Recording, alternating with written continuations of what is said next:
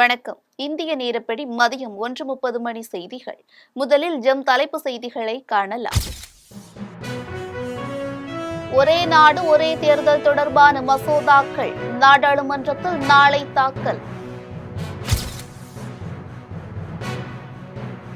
EVKS Elangovan உடலுக்கு முதலமைச்சர் மு.க. ஸ்டாலின் இறுதி அஞ்சலி. நேற்று அஞ்சலி செலுத்திய நிலையில் இன்று மீண்டும் அஞ்சலி. அதிமுக பொதுச் செயலாளர் எடப்பாடி பழனிசாமி தலைமையில் பொதுக்குழு கூட்டம். 16 தீர்மானங்கள் நிறைவேற்றம்.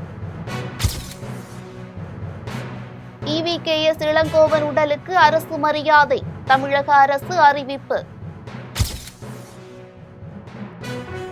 நீர்நிலைகளை பாதுகாக்க தமிழக அரசு தவறிவிட்டது. நாம் தமிழர் சீமான் குற்றச்சாட்டு. காற்றழுத்த தாழ்வு பகுதி உருவாவதில் தாமதம். இந்திய வானிலை ஆய்வு மையம் தகவல். மகளிர் T20 கிரிக்கெட் போட்டி. இந்தியா வெஸ்ட் இண்டீஸ் அணிகள் இன்று மோதல். இனி விரிவான செய்திகளை காணலாம். ஒரே நாடு ஒரே தேர்தல் தொடர்பான மசோதாக்கள் நாடாளுமன்றத்தில் நாளை தாக்கல் செய்யப்பட உள்ளது. மத்திய சட்டத்துறை அமைச்சர் அர்ஜுன் ராம் மேக்வால் ஒரே நாடு ஒரே தேர்தல் மசோதாவை மக்களவையில் நாளை அறிமுகம் செய்கிறார். மக்களவை சட்டசபை தொடர்பாக ஒரு மசோதாவும் யூனியன் பிரதேசங்கள் தொடர்பாக ஒரு மசோதாவும் அறிமுகம் செய்யப்பட உள்ளன. இந்த மசோதாக்கள் நாடாளுமன்ற கூட்டுக்குழு பரிசீலனைக்கு அனுப்பப்பட உள்ளன. இதனிடையே பாஜக தலைமையிலான மத்திய அரசு ஒரே நாடு ஒரே தேர்தல் மசோதாவை உறுதியாக நிறைவேற்றும் முடிவில் உள்ளது. அதே நேரம் இந்த ஒரே நாடு ஒரே தேர்தல் திட்டத்தை காங்கிரஸ் உள்ளிட்ட எதிர்க்கட்சிகள் கடுமையாக எதிர்த்து வருகின்றன. இதனால் அவையில் பெரும் அமளி ஏற்படும் என்று கூறப்படுகிறது. சென்னை வானகரத்தில் இன்று நடைபெற்ற அதிமுக பொதுக்குழு கூட்டத்தில் 16 தீர்மானங்கள் நிறைவேற்றப்பட்டுள்ளது. அதிமுக பொதுக்குழு மற்றும் செயற்குழு கூட்டம் சென்னை வானகரத்தில் உள்ள தனியார் மண்டபத்தில் தொடங்கி நடைபெற்று வருகிறது. கூட்டத்திற்கு கட்சியின் அவைத் தலைவர் தமிழ்மகன் உசேன் தலைமை தாங்கினார். பொதுச் செயலாளர் எடப்பாடி பழனிசாமி சிறப்புரையாற்றினார். பொதுக்குழு கூட்டத்தில் காங்கிரஸ் மூத்த தலைவர் EVKS இளங்கோவன் மறைவிற்கு இரங்கல் தெரிவிக்கப்பட்டது. மேலும் தொழிலதிபர் ரத்தன் டாடா, CPM பொதுச் செயலாளர் சீதாராம் யெச்சூரி, கர்நாடக முன்னாள் முதலமைச்சர் SM கிருஷ்ணா, டெல்லி கணேஷ் ஆகியோரின் மறைவிற்கு இரங்கல் தெரிவிக்கப்பட்டது. இந்நிலையில் அதிமுகவின் பொதுக்குழு கூட்டத்தில் 16 தீர்மானங்கள் நிறைவேற்றப்பட்டது. அதில் மதுரை, மேலூர் அருகே டங்ஸ்டன் சுரங்கம் அமைப்பதை மத்திய அரசு கைவிட வலியுறுத்தியும், திருக்குறளை தேசிய நூலாக அறிவிக்க மத்திய அரசை வலியுறுத்துவதாகவும், 2026இல் எடப்பாடி பழனிசாமியை மீண்டும் முதல்வராக்குவோம் என்றும் அதிமுக பொதுக்குழு கூட்டத்தில் தீர்மானம் நிறைவேற்றப்பட்டது. மேலும் நீட் தேர்வு ரத்து விவகாரத்தில் திமுக அரசு கபட நாடகம் ஆடுவதாகவும், தேர்தல் வாக்குறுதிகளை நிறைவேற்றாத திமுக அரசிற்கு கண்டனம் என்று தீர்மானம் நிறைவேற்றப்பட்டது. முன்னதாக பொதுக்குழு, செயற்குழு உறுப்பினர்கள் என 2523 பேரும், சிறப்பு அழைப்பாளர்கள் என 1000 பேரும் இந்த கூட்டத்தில் கலந்து கொண்டனர். மறைந்த EVKS இளங்கோவன் உடலுக்கு அரசு மரியாதை அளிக்கப்பட உள்ளதாக தமிழக அரசு அறிவித்துள்ளது. இது தொடர்பாக வெளியிட்டுள்ள செய்திக்குறிப்பில், ஈரோடு கிழக்கு தொகுதி MLA-வாக இருந்த EVKS இளங்கோவன் நுரையீரலில் ஏற்பட்ட தொற்று காரணமாக மருத்துவமனையில் சிகிச்சை பெற்று வந்த நிலையில் சிகிச்சை பலனின்றி நேற்று காலை மரணமடைந்தார். அவரது உடலுக்கு காங்கிரஸ் தலைவர்கள், தொண்டர்கள், அரசியல் தலைவர்கள் அஞ்சலி செலுத்தி வருகின்றனர். இந்நிலையில் EVKS இளங்கோவனுக்கு அரசு மரியாதை வழங்கப்படும் என தமிழக அரசு அறிவித்துள்ளது. இளங்கோவனின் பொது வாழ்வை போற்றும் விதமாக அரசு மரியாதை வழங்கப்படும் என அறிவிக்கப்பட்டுள்ளது. மணப்பாக்கம் இல்லத்தில் இன்று பிற்பகல் வரை EVKS இளங்கோவன் உடல் அஞ்சலிக்காக வைக்கப்படுகிறது. அதனைத் தொடர்ந்து மாலை 4 மணிக்கு மணப்பாக்கம் மின் மையானத்தில் EVKS இளங்கோவன் உடல் தகனம் செய்யப்படுகிறது. அந்தமான் கடலில் காற்றழுத்த தாழ்வு பகுதி உருவாவதில் தாமதம் ஏற்பட்டுள்ளதாக இந்திய வானிலை ஆய்வு மையம் தெரிவித்துள்ளது. அந்தமான் கடல் பகுதியில் தற்போது வரை வளிமண்டல மேலடுக்கு சுழற்சியாகவே நீடிக்கிறது. வளிமண்டல மேலடுக்கு சுழற்சி அடுத்த 24 மணி நேரத்தில் குறைந்த காற்றழுத்த தாழ்வு பகுதியாக உருவாக வாய்ப்புள்ளதாக இந்திய வானிலை ஆய்வு மையம் தெரிவித்துள்ளது. காற்றழுத்த தாழ்வு பகுதி உருவாகி அடுத்த 2 நாட்களில் தமிழக கடற்கரையை நோக்கி நகர வாய்ப்புள்ளதாகவும், புதிதாக உருவாகும் காற்றழுத்த தாழ்வு பகுதி காரணமாக 17, 18ஆம் தேதிகளில் தமிழகத்தில் மிக கனமழைக்கு வாய்ப்புள்ளதாகவும், நாளை மற்றும் 19ஆம் தேதிகளில் கனமழைக்கு வாய்ப்புள்ளதாகவும் வானிலை ஆய்வு மையம் தெரிவித்துள்ளது. எடப்பாடி பழனிசாமி போல ஊர்ந்து வராமல் உழைத்து வந்தவர் உதயநிதி ஸ்டாலின் என சட்டத்துறை அமைச்சர் ரகுபதி தெரிவித்துள்ளார். புதுக்கோட்டை மாவட்டம் ஆலங்குடி அருகே அரசடிப்பட்டியில் துணை முதலமைச்சர் உதயநிதி ஸ்டாலின் பிறந்த நாளை முன்னிட்டு திமுக பொதுக்கூட்டம் நடைபெற்றது. இந்த கூட்டத்தில் சட்டத்துறை அமைச்சர் ரகுபதி, பிற்படுத்தப்பட்டோர் நலத்துறை அமைச்சர் மெய்யநாதன் பங்கேற்று சிறப்புரையாற்றினர். கூட்டத்தில் பேசிய சட்டத்துறை அமைச்சர் ரகுபதி, ஒரே நாடு ஒரே தேர்தல் மசோதா நாடாளுமன்றத்தில் நிறைவேற்றப்பட வேண்டும் என்றார். 2/3 மெஜாரிட்டி வேண்டும் எனவும், இதுகுறித்து நீதிமன்றத்திற்கு சென்றால் செல்லுபடியாகாது எனவும், நிச்சயமாக இது தவிர்க்க எனவும் கூறியுள்ளார். தொடர்ந்து பேசிய அவர், எடப்பாடி பழனிசாமி போல ஊர்ந்து வராமல் உழைத்து வந்தவர் உதயநிதி ஸ்டாலின் என கூறியுள்ளார். இதைத் தொடர்ந்து பொதுமக்களுக்கு நலத்திட்ட உதவிகள் வழங்கப்பட்டது. குடிநீரில் கழிவுநீர் கலப்பு விவகாரத்தில் பொய்யான தகவல்களை பரப்பிய அமைச்சர் தாமு அன்பரசன் மீது நடவடிக்கை எடுக்க வேண்டும் என செம்பாக்கம் வேத சுப்பிரமணியம் புகார் அளித்துள்ளார். செங்கல்பட்டு வடக்கு மாவட்ட பாஜக தலைவர் செம்பாக்கம் வேத சுப்பிரமணியம் பல்லாவரம் காவல் நிலையத்தில் புகார் அளித்துள்ளார். அதில் கடந்த 5ஆம் தேதி பல்லாவரம் நிலைய எல்லைக்குட்பட்ட பகுதியில் குடிநீரில் கழிவுநீர் கலப்பு ஏற்பட்டு 60 பேர் அரசு மருத்துவமனையில் சிகிச்சை பெற்று வந்த நிலையில் அதில் 3 பேர் உயிரிழந்துள்ளனர். இந்நிலையில் அரசு மருத்துவமனையில் அனுமதிக்கப்பட்ட நோயாளிகளை சந்தித்த அமைச்சர் தாமு அன்பரசன், குடிநீரால் பிரச்சனை ஏற்படவில்லை எனவும், உணவால் தான் பிரச்சனை ஏற்பட்டதாகவும் பொய் வதந்திகளை பரப்பி செய்தியாளர்களுக்கு பேட்டியளித்துள்ளார். இதனால் பொய்யான வதந்தியை பரப்பிய அமைச்சர் தாமு அன்பரசன், பாலாறு மற்றும் மெட்ரோ குடிநீர் வழங்கும் பொறுப்பில் உள்ள மாநகராட்சி ஆணையர் ஆகியோரிடம் விசாரணை நடத்தி சட்டப்படி நடவடிக்கை எடுக்க வேண்டும் என புகாரில் குறிப்பிட்டிருந்தார். பின்னர் செய்தியாளர்களை சந்தித்த வேத சுப்பிரமணியம், தமிழக பாஜக தலைவர் அண்ணாமலை அறிவுறுத்தலின்படி அமைச்சர் தாமு அன்பரசன் மீது செங்கல்பட்டு வடக்கு மாவட்ட பாஜக சார்பில் பல்லாவரம் காவல் நிலையத்தில் புகார் அளிக்கப்பட்டுள்ளதாக தெரிவித்தார். தொடர்ந்து பேசிய அவர் இவ்வாறு தெரிவித்தார். தமிழக பாஜக தலைவர் திரு அண்ணாமலை ஐபிஎஸ் அவர்கள் நேற்று தலைநகர் புதுடெல்லியில் அமைச்சர் அன்பரசன் மீது பல்வேறு கேள்விக்கணைகளை தொடுத்து அந்த பகுதியை சார்ந்த பாஜக தலைவர்கள் அவர் மீது காவல் நிலையத்தில் புகார் அளிக்க வேண்டும் என்கின்ற அறிவுறுத்தலையும் பத்திரிகையாளர் சந்திப்பிலே வெளியிட்டிருந்தார். அதன் அடிப்படையிலே இன்றைக்கு அமைச்சர் அன்பரசன் மீது செங்கல்பட்டு வடக்கு மாவட்ட பாரதிய ஜனதா கட்சியின் சார்பாக புகார் மனு அளிக்கப்பட்டிருக்கின்றது. குறிப்பாக அவர் ஏதோ மருத்துவரை போல அந்த 5ஆம் தேதி நடைபெற்ற கழிவுநீர் கலந்த குடிநீர் வழங்கப்பட்ட அந்த பிரச்சனையில் உயிர் பலி ஏற்பட்ட பிறகும் 60க்கும் மேற்பட்ட நூற்றுக்கணக்கான பொதுமக்கள் மருத்துவமனையில் பாதிப்புக்கு உள்ளான பிறகும் அவரை பத்திரிகையாளர் சந்திக்கின்ற பொழுது எப்படி ப்ளீச்சிங் பவுடருக்கு மைதா மாவு கதையெல்லாம் பேசினாரோ இப்படி ஒரு ஆணவமான ஒரு பதிலை தந்தார். சங்ககிரி அருகே முன்விரோதம் காரணமாக ஒருவர் வெட்டி கொலை செய்யப்பட்ட சம்பவம் பெரும் பரபரப்பை ஏற்படுத்தியுள்ளது. சேலம் மாவட்டம் சங்ககிரி வாணியர் காலனியை சேர்ந்தவர் மூர்த்தி. இவருக்கும் வேலம்மா வலசு பகுதியை சேர்ந்த கனகராஜ் என்பவருக்கும் இடையே கொடுக்கல் வாங்கல் சம்பந்தமாக முன்விரோதம் இருந்து வந்ததாக கூறப்படுகிறது. இந்நிலையில் கடந்த அக்டோபர் 13ஆம் தேதி மூர்த்தி தனது நண்பரான அசோக்குமார் என்பவரிடம் சென்று, கனகராஜ் உனது குடும்பத்தை தவறாக ஊருக்குள் பேசி வருவதாக கூறியுள்ளார். இதையடுத்து அசோக்குமார் கனகராஜிற்கு போன் செய்து வரவழைத்துள்ளார். உடனே கனகராஜ் அவரது நண்பர் சரவணனுடன் சென்றபோது மூர்த்தி, அசோக்குமார் ஆகிய 4 பேருக்கும் மோதல் ஏற்பட்டுள்ளது.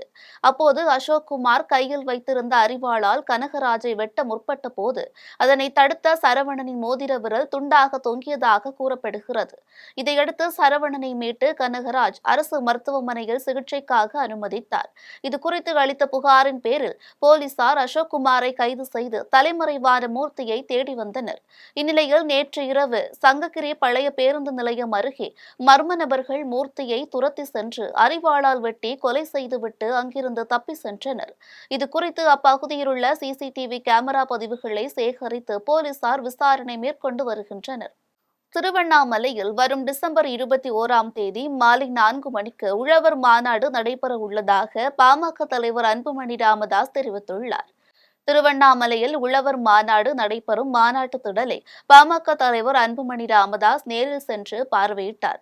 தொடர்ந்து மாநாட்டு திடல் குறித்து பல்வேறு ஆலோசனைகளை வழங்கிய அவர் செய்தியாளர்களை சந்தித்தார். அப்போது தமிழ்நாடு உழவர் பேர் இயக்கத்தின் சார்பில் வரும் டிசம்பர் 21 மாலை 4 மணிக்கு உழவர் மாநாடு நடைபெற உள்ளதாகவும் அனைத்து தரப்பு விவசாயிகளுக்கும் அழைப்பு விடுத்துள்ளதாகவும் கூறியுள்ளார். தொடர்ந்து பேசிய அவர் விவசாயிகளுக்கு ஆண்டுக்கு 6000 ரூபாய் வழங்கும் திட்டத்தில் தமிழ்நாட்டிற்கு மத்திய அரசு நிதியை குறைத்து விட்டதாகவும் குற்றம் சாட்டியுள்ளார். எங்களுடைய மருத்துவர் ஐயா அவர்கள் தொடங்கிய தமிழ்நாடு உழவர் பேர் இயக்கம் சார்பில் வருகின்ற டிசம்பர் 21 சனிக்கிழமை மாலை 4 மணி அளவில் திருவண்ணாமலை நகரத்தில் மிகப்பெரிய உழவர் மாநாட்டை நடத்த இருக்கின்றோம். இந்த மாநாட்டின் சார்பில் அதற்கேற்ப ஏற்பாடுகளை செய்து கொண்டிருக்கின்ற எங்கள் கட்சி மற்றும் எங்கள் உழவர் பேர் இயக்கத்தின் நிர்வாகிகளை இன்று சந்தித்து மாநாடு திடலை பார்வையிட வருகை தந்திருக்கின்றேன். மாநாட்டினுடைய ஏற்பாடுகள் எல்லாம் நன்றாக செய்து கொண்டிருக்கின்றார்கள். இங்கே பல லட்சக்கணக்கான உழவர்கள் கூட இருக்கின்றார்கள். தமிழ்நாடு முழுவதும் உழவர்கள் இளைஞர்கள் எல்லாம் இங்கே வருகை தர இருக்கின்றார்கள். எங்களுடைய முக்கியமான கோரிக்கைகள், உழவர்கள் எங்களுடைய கடவுளாக நாங்கள் பார்க்கின்றோம். அவர்கள் இன்றைய சூழலில் மிக மோசமான சூழ்நிலை, அவர்களுக்கு அவருடைய முன்னேற்றம் அடைய வேண்டும் என்ற நோக்கத்திலே இந்த மாநாட்டை நடத்த. சென்னை விமான நிலையத்தில் 1.75 கோடி மதிப்பில் தங்கத்தை கடத்திய 3 பேரை போலீசார் கைது செய்தனர். துபாயில் இருந்து இலங்கை வழியாக பெருமளவு தங்கம் கடத்தப்படுவதாக கிடைத்த தகவலின் பேரில் மத்திய வருவாய் புலனாய்வுத்துறை தனிப்படையினர் சென்னை சர்வதேச விமான நிலையத்தில் தீவிர கண்காணிப்பில் ஈடுபட்டனர். இந்நிலையில் துபாயில் இருந்து இலங்கை வழியாக சென்னை வந்த ஸ்ரீலங்கன் ஏர்லைன்ஸ் பயணிகள் விமானத்தில் சுமார் 28 வயதுடைய நபர் ஒருவர் விமான நிலையத்தின் வருகை மற்றும் புறப்பாடு பகுதியில் நீண்ட நேரமாக நின்றுள்ளார். பின்னர் தன் கைப்பையில் இருந்த பந்து போன்ற உருண்டைகளை புறப்படும் பகுதி வீசிய நிலையில் அங்கு நின்ற மற்றொரு பயணி அதை பிடித்து விமான நிலைய கிரவுண்ட் ஸ்டாப் ஒப்பந்த ஊழியரிடம் கொடுத்துள்ளார். இதை கண்காணித்த அதிகாரிகள் 3 பேரிடமும் விசாரணை மேற்கொண்டனர். மேலும் அந்த பந்துகளை உடைத்து பார்த்தபோது 1.75 கோடி ரூபாய் மதிப்புள்ள 2.2 கிலோ தங்க பசை இருந்தது தெரிய வந்துள்ளது. இதையடுத்து மூவரையும் கைது செய்த மத்திய வருவாய் புலனாய்வு துறையினர் மூவரையும் நீதிமன்றத்தில் ஆஜர்படுத்தி புழல் சிறையில் அடைத்தனர். மேலும் இந்த கடத்தல் கும்பலில் இருவர் தப்பி ஓடியதாகவும் விசாரணையில் தெரிய வந்துள்ளது. திருவெரும்பூர் அருகே மழை வெள்ளத்தால் 1000 ஏக்கர் நெற்பயிர்கள் நீரில் மூழ்கியதாக விவசாயிகள் வேதனை தெரிவித்துள்ளனர். திருச்சி மாவட்டத்தில் பெய்த கனமழையால் திருவெரும்பூர் அருகே உள்ள கவுட்டாறு வாய்க்காலில் மழை வெள்ளமானது பெருக்கெடுத்து ஓடுகிறது. இதன் காரணமாக வேங்கூர் மற்றும் முருக்கூர் பகுதிகளில் உள்ள வயல்வெளிகளில் சென்ற மழை வெள்ளத்தால் அப்பகுதியில் நடப்பட்டுள்ள சுமார் 2500 ஏக்கர் நெற்பயிர்களில் சுமார் 1000 ஏக்கர் பரப்பிலான நெற்பயிர்கள் தண்ணீரில் மூழ்கின. மேலும் வடிகால் வாய்க்காலில் முறையாக தூர்வாரப்படாததால் ஆகாய தாமரைகள் மண்டி மழைநீர் வடிய இயலாமல் இருந்தது. தொடர்ந்து பயிர்கள் நீரில் மூழ்கி வருவதால் அப்பகுதி விவசாயிகள் தங்களது சொந்த செலவில் வடிகால் வாய்க்காலில் உள்ள ஆகாய தாமரைகளை பொக்லின் இயந்திரம் கொண்டு அகற்றும் பணியில் ஈடுபட்டுள்ளனர். எனவே மழைநீர் வடிவதற்கு அரசு தரப்பில் வழிவகை செய்ய வேண்டும் எனவும் பாதிக்கப்பட்ட விவசாயிகளுக்கு உரிய இழப்பீடும் இன்சூரன்ஸ் தொகையையும் வழங்க அரசு நடவடிக்கை எடுக்க வேண்டும் என விவசாயிகள் கோரிக்கை விடுத்துள்ளனர். திருத்தணி முருகன் கோயில் அருகே காலாவதி தேதி குறிப்பிடாத பஞ்சாமிர்த பாட்டில்களை கோயில் இணை ஆணையர் பறிமுதல் செய்ததால் பரபரப்பு ஏற்பட்டது. திருவள்ளூர் மாவட்டம் திருத்தணி சுப்பிரமணிய சுவாமி திருக்கோயில் வளாகத்தில் பழனி சித்தநாதன் என்ற பெயரில் கடைகள் செயல்பட்டு வருகிறது. இந்த கடைகளில் காலாவதியாகும் தேதி குறிப்பிடாமல் பஞ்சாமிர்தம் விற்பனை செய்யப்படுவதாக எழுந்த புகாரின் பேரில் கோயில் இணை ஆணையர் ரமணி கடையில் சோதனை மேற்கொண்டார். அப்போது கடையில் இருந்த 250 கிராம் 100 கிராம் என 20 கிலோவிற்கும் அதிகமான பஞ்சாமிர்தத்தை பறிமுதல் செய்து குப்பை தொட்டியில் வீசினார். மேலும் கோயில் வளாகத்தில் அனுமதியின்றி ஆக்கிரமித்து நடத்திய தேங்காய் பூ பழ கடைகளில் இருந்த பொருட்களையும் கோயிலின் சாலையில் வீசி சென்றனர்.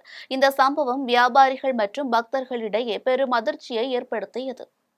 காரைக்காலில் கனமழை காரணமாக முன்னெச்சரிக்கை மற்றும் பாதுகாப்பு ஏற்பாடுகள் குறித்து ஆலோசனைக் கூட்டம் நடைபெற்றது. புதுச்சேரி மாநிலம் காரைக்காலில் கனமழை காரணமாக முன்னெச்சரிக்கை மற்றும் பாதுகாப்பு ஏற்பாடுகள் குறித்து மாவட்ட ஆட்சியர் மணிகண்டன் தலைமையில் அதிகாரிகள் ஆலோசனைக் கூட்டம் நடைபெற்றது. கூட்டத்தில் மாவட்டத்தில் தொடர்ந்து 3 நாட்களாக கனமழை பெய்து வந்த நிலையில் தேங்கியுள்ள தண்ணீரை உடனடியாக அகற்ற அறிவுறுத்தினர். மேலும் மீண்டும் தொடர் மழை பெய்தால் தாழ்வான பகுதிகளில் மீட்புப் பணி மற்றும் நிவாரணப் பணிகளை தயார் நிலையில் வைத்துக் கொள்ள வேண்டும் என்றும் மாவட்ட பேரிடர் மீட்புப் படையினர் மற்றும் வருவாய் உள்ளிட்ட அரசு துறை அதிகாரிகள் தயார் நிலையில் இருக்க வேண்டும் என்றும் மாவட்ட ஆட்சியர் அறிவுறுத்தினார். விழுப்புரத்தில் பெஞ்சல் புயலால் பாதிக்கப்பட்ட பொதுமக்களுக்கு உடனடியாக நிவாரணம் வழங்கக் கோரி புரட்சி பாரதம் கட்சியின் சார்பில் கண்டன ஆர்ப்பாட்டம் நடைபெற்றது. விழுப்புரம் மாவட்டம் நகராட்சி திடலில் புரட்சி பாரதம் கட்சியின் சார்பில் பெஞ்சல் புயலால் பாதிக்கப்பட்ட பொதுமக்களுக்கு உடனடியாக நிவாரணம் வழங்கக் கோரி மாவட்ட ஒருங்கிணைப்பாளர் தீபன் தலைமையில் கண்டன ஆர்ப்பாட்டம் நடைபெற்றது. ஆர்ப்பாட்டத்தில் பெஞ்சல் புயல் மழையால் பாதிக்கப்பட்ட அனைவருக்கும் ரூபாய் 1 லட்சமும், இறந்தவர்களின் குடும்பத்திற்கு 25 லட்சம் ரூபாய் மற்றும் அரசு வேலையும் வழங்கிட வேண்டும். மேலும் அனைத்து குடும்ப அட்டைதாரர்களுக்கும் பாதிக்கப்பட்ட வாடகை வீட்டில் இருப்பவர்களுக்கும் தலா 5000 உயர்த்தி வழங்கிட வேண்டும் என்பன உள்ளிட்ட கோரிக்கைகளை வலியுறுத்தி கண்டன கோஷங்களை எழுப்பினர். இதில் செல்வராஜ், ஜெய்பீம் கமல், சந்தன பாரதி, தமிழரசன் உள்ளிட்ட கட்சியின் பொறுப்பாளர்கள், தொண்டர்கள் என 100க்கும் மேற்பட்டோர் கலந்து கொண்டனர்.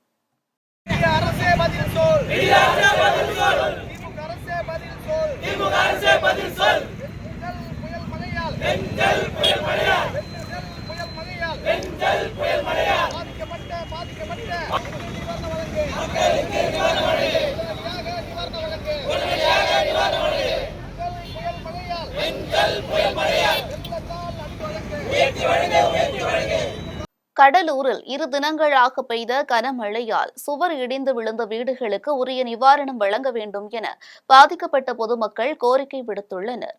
கடலூர் மாவட்டம் வேப்பூர் ஊராட்சியில் பழைய காலனி பகுதியில் 2 தினங்களாக பெய்த கனமழை காரணமாக சுமார் 15க்கும் மேற்பட்ட ஓட்டு வீடு மற்றும் கூரை வீடுகளின் சுவர் இடிந்து விழுந்தது.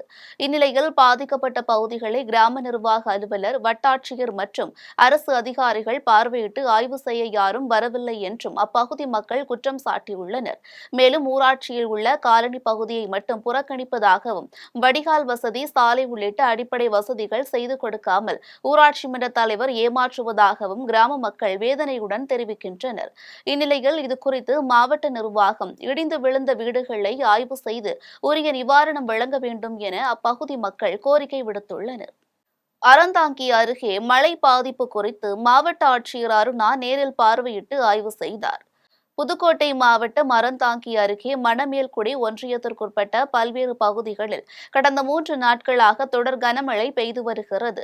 இதனால் ஏரி, கண்மாய் உள்ளிட்ட நீர்நிலைகள் நிரம்பி வழிவதோடு விவசாய நிலங்கள் மற்றும் குடியிருப்பு பகுதிகளில் தண்ணீர் புகுந்து வெள்ளக்காடாக காட்சியளிக்கிறது. இதனால் பொதுமக்களின் இயல்பு வாழ்க்கை பாதிக்கப்பட்டுள்ளது. இந்நிலையில் மணமேல்குடி பகுதியில் மழை பாதிப்பு குறித்து மாவட்ட ஆட்சியர் அருணா நேரில் பார்வையிட்டு ஆய்வு மேற்கொண்டார். மேலும் பாதிக்கப்பட்ட பகுதிகளில் விரைந்து நடவடிக்கை எடுக்க அதிகாரிகளுக்கு உத்தரவிட்டார். இதில் ஒன்றிய குழு தலைவர் பரணி கார்த்திகேயன், வட்டாட்சியர் பன்னீர்செல்வம், வட்டார வளர்ச்சி அலுவலர் அரசமணி உள்ளிட்டோர் உடன் இருந்தனர். மணிப்பூர் விவகாரத்தை தமிழகத்தோடு ஒப்பிட்டு பேச வேண்டாம் என நடிகர் சரத்குமார் தெரிவித்துள்ளார். திருப்பத்தூர் மாவட்டம் வாணியம்பாடி நியூ டவுன் பகுதியில் பாரதிய ஜனதா கட்சியின் சார்பில் சமத்துவ கிறிஸ்துமஸ் விழா நடைபெற்றது.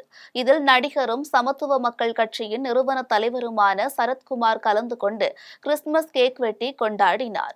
பின்னர் சமத்துவ விருந்து நிகழ்ச்சியில் கலந்து கொண்டார்.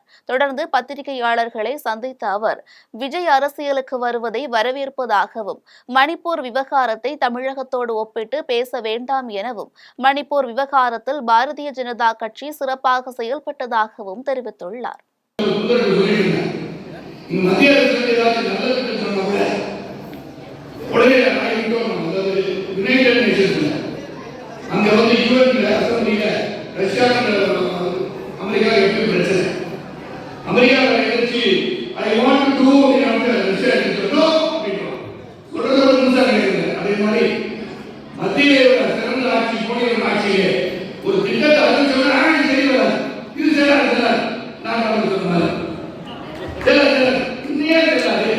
ஒரு திட்டத்தை இது என்ன சொல்றாங்க, விஸ்வகர்மா திட்டத்தை போய் சொல்றாங்க, கைவினை கலைஞர்களுக்கு ஊக்கமாக அவங்க அதை இல்லாத குளத்திலே சொல்ல எழுதி கொடுத்தாலும் படிக்கிறதில்ல. ஆனா படிக்கிறது இல்லை. என்ன போடுறதில்ல? வலங்கை மானில் பெய்த கனமழையால் 3 இடங்களில் வெள்ள உடைப்பு ஏற்பட்டு வீடுகளுக்குள் தண்ணீர் புகுந்துள்ளது. திருவாரூர் மாவட்டத்தில் கடந்த 2 நாட்களாக பெய்த கனமழையினால் வலங்கைமான் தாலுகாவிற்குட்பட்ட பகுதிகளில் ஓடும் சுள்ளானாறு, வெட்டாறு ஆகிய ஆறுகளில் நீர் கரை புரண்டு ஓடுகிறது. மேலும் 3 இடங்களில் வெள்ள உடைப்பு ஏற்பட்டு வீடுகளுக்குள் தண்ணீர் புகுந்துள்ளது. குறிப்பாக அணியமங்கலம் கிராமத்தில் உள்ள காலனி தெருவில் வெள்ளப்பெருக்கு ஏற்பட்டதால் குடியிருப்பு வாசிகள் உடனடியாக வெளியேறினர். இதேபோல் வடக்கு பட்டம் கிராமத்தில் வெட்டாறு நதி ஓடக்கூடிய கரையோரம் வசிக்கும் மக்களின் வீடுகளுக்குள் தண்ணீர் புகுந்துள்ள நிலையில் வெள்ள அபாய எச்சரிக்கை குறித்த தகவல் ஏதும் தெரிவிக்கப்படவில்லை என அப்பகுதி பொதுமக்கள் குற்றம் சாட்டியுள்ளனர்.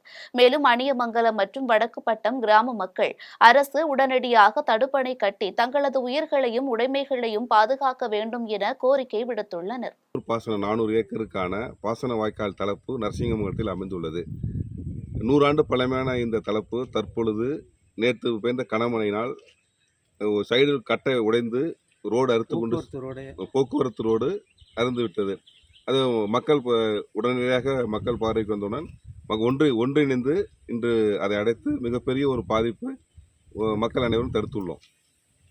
தமிழகத்தின் பல்வேறு பகுதிகளில் நடைபெற்ற சில நிகழ்வுகளை ஒரு சிறிய தொகுப்பாக காணலாம்.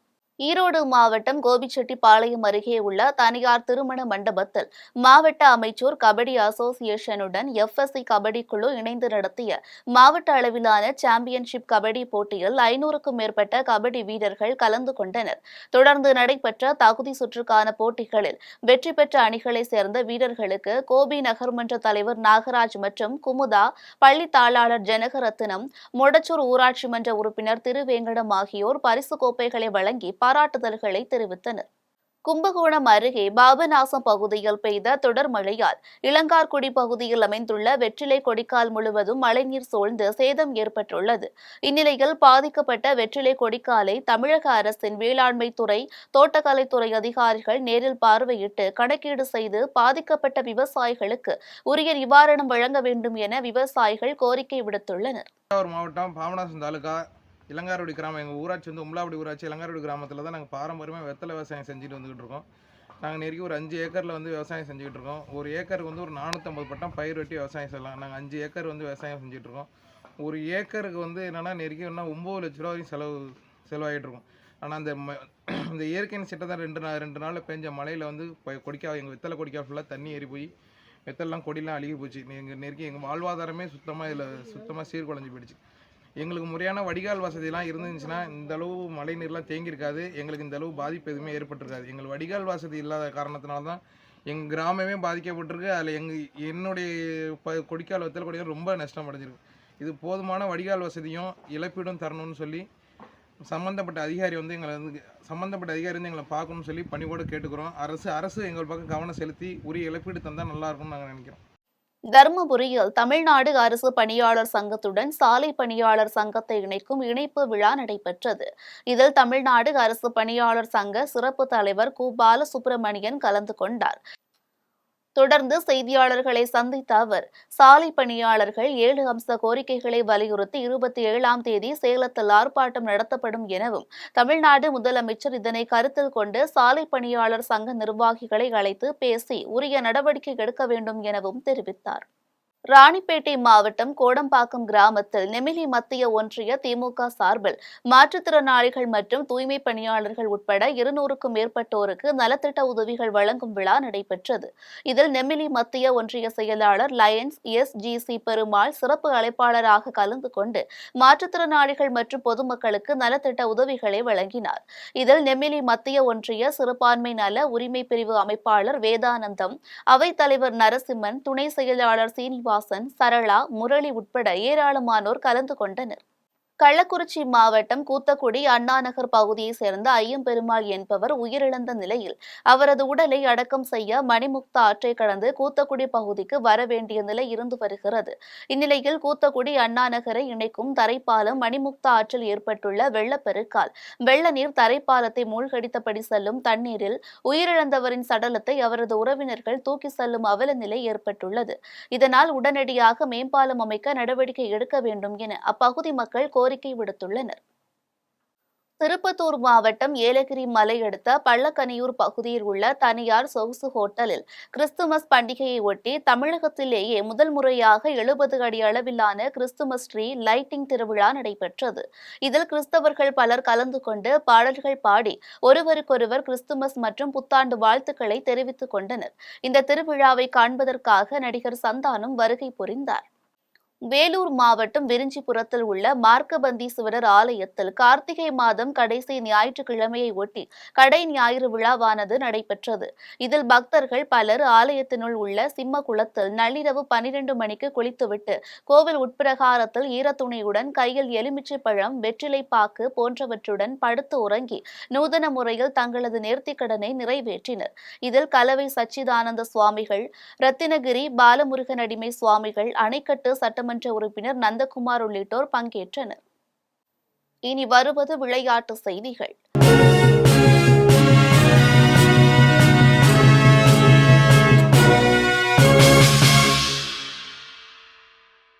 மகளிர் ஜூனியர் ஆசிய ஹாக்கி இறுதிப் போட்டியில் இந்தியா சீனா அணிகள் இன்று மோதுகின்றன. 9வது மகளிர் ஜூனியர் ஆசிய கோப்பை ஹாக்கி போட்டி ஓமன் தலைநகர் மஸ்கட்டில் நடந்து வருகிறது. இதில் நேற்று மாலை நடந்த முதலாவது அரையிறுதியில் இந்திய அணி ஜப்பானை எதிர்கொண்டது. விறுவிறுப்பான இந்த ஆட்டத்தில் இந்திய அணி 3-1 என்ற கோல் கணக்கில் ஜப்பானை வீழ்த்தி இறுதிப் போட்டிக்கு முன்னேறியது. மற்றொரு அரையிறுதியில் சீனா, தென்கொரியா அணிகள் பல பரீட்சை நடத்தின. இதில் சீன அணி 4-1 என்ற கோல் கணக்கில் தென்கொரியாவை வீழ்த்தி இறுதிப் போட்டிக்குள் நுழைந்தது. இன்று இரவு 8:30 மணிக்கு நடைபெறும் இறுதிப் போட்டியில் இந்தியா சீனா அணிகள் மோதுகின்றன. 11வது புரோ கபடி லீக் தொடரில் தமிழ் தலைவாஸ், ஜெய்ப்பூர் பிங்க் பாந்தர்ஸ் அணிகள் மோத உள்ளன. 11வது புரோ கபடி லீக் தொடரின் முதற்கட்ட லீக் ஆட்டங்கள் ஹைதராபாத்திலும் 2வது கட்ட லீக் ஆட்டங்கள் நொய்டாவிலும் நடைபெற்று முடிந்தன. இந்த தொடரின் 3வது கட்ட லீக் ஆட்டங்கள் தற்போது புனேவில் நடைபெற்று வருகிறது. இந்நிலையில் இந்த தொடரில் இன்று 2 லீக் ஆட்டங்கள் நடைபெறுகின்றன. அதில் இரவு 8 மணிக்கு தொடங்கும் ஆட்டத்தில் தமிழ் தலைவாஸ், ஜெய்ப்பூர் பிங்க் பாந்தர்ஸ் அணிகள் மோத உள்ளன. தொடர்ந்து இரவு 9 மணிக்கு தொடங்கும் ஆட்டத்தில் மும்பா, யூபி யோத்தாஸ் அணிகள் மோதுகின்றன. ISL கால்பந்து போட்டியில் முகமதன் அணி மும்பை அணியை இன்று எதிர்கொள்கிறது. 13 அணிகள் பங்கேற்றுள்ள 11வது இந்தியன் சூப்பர் லீக் கால்பந்து போட்டி பல்வேறு நகரங்களில் நடந்து வருகிறது. இதில் கொல்கத்தாவில் இன்று நடைபெற உள்ள லீக் ஆட்டம் ஒன்றில் முகமதன் அணி மும்பை அணியை எதிர்கொள்கிறது. இந்த ஆட்டம் இரவு 7:30 மணிக்கு தொடங்குகிறது. மும்பை அணி புள்ளி பட்டியலில் 9வது இடத்திலும் முகமதன் அணி கடைசி இடத்திலும் உள்ளது. இனி வருவது உலக செய்திகள்.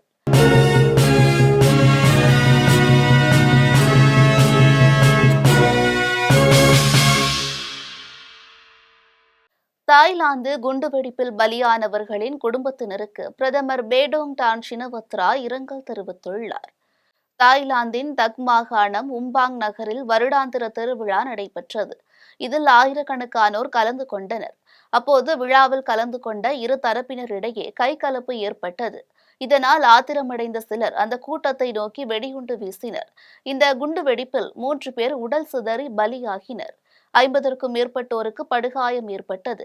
மீட்பு படையினர் அவர்களை மீட்டு மருத்துவமனைக்கு அனுப்பி வைத்தனர். அவர்களில் சிலர் ஆபத்தான நிலையில் சிகிச்சை பெற்று வருவதால் பலி எண்ணிக்கை உயரும் என அஞ்சப்படுகிறது. இதனையடுத்து பலியானவர்களின் குடும்பத்தினருக்கு பிரதமர் பேடோங் டான் ஷினவத்ரா தனது ஆழ்ந்த இரங்கலை தெரிவித்துள்ளார். இதற்கிடையே இந்த சம்பவம் தொடர்பாக போலீசார் 2 பேரை கைது செய்து விசாரணை மேற்கொண்டு வருகின்றனர். மீண்டும் தலைப்பு செய்திகள். ஒரே நாடு ஒரே தேர்தல் தொடர்பான மசோதாக்கள் நாடாளுமன்றத்தில் நாளை தாக்கல். EVKS இளங்கோவன் உடலுக்கு முதலமைச்சர் மு.க. ஸ்டாலின் இறுதி அஞ்சலி. நேற்று அஞ்சலி செலுத்திய நிலையில் இன்று மீண்டும் அஞ்சலி.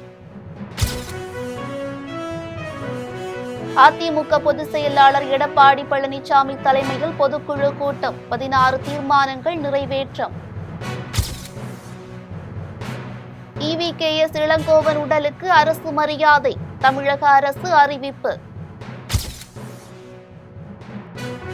நீர்நிலைகளை பாதுகாக்க தமிழக அரசு தவறிவிட்டது. நாம் தமிழர் சீமான் குற்றச்சாட்டு. காற்றழுத்த தாழ்வு பகுதி உருவாவதில் தாமதம். இந்திய வானிலை ஆய்வு மையம் தகவல். மகளிர் T20 கிரிக்கெட் போட்டி இந்தியா வெஸ்ட் இண்டீஸ் அணிகள் இன்று மோதல். இத்துடன் ஜெம் செய்திகள் நிறைவடைகின்றன. மீண்டும் ஜெம் செய்திகள் மாலை 6 மணிக்கு. செய்திகளை உடனுக்குடன் காண gemlive.tv என்ற இணையதளத்தில் இணைந்திருங்கள். நன்றி, வணக்கம்.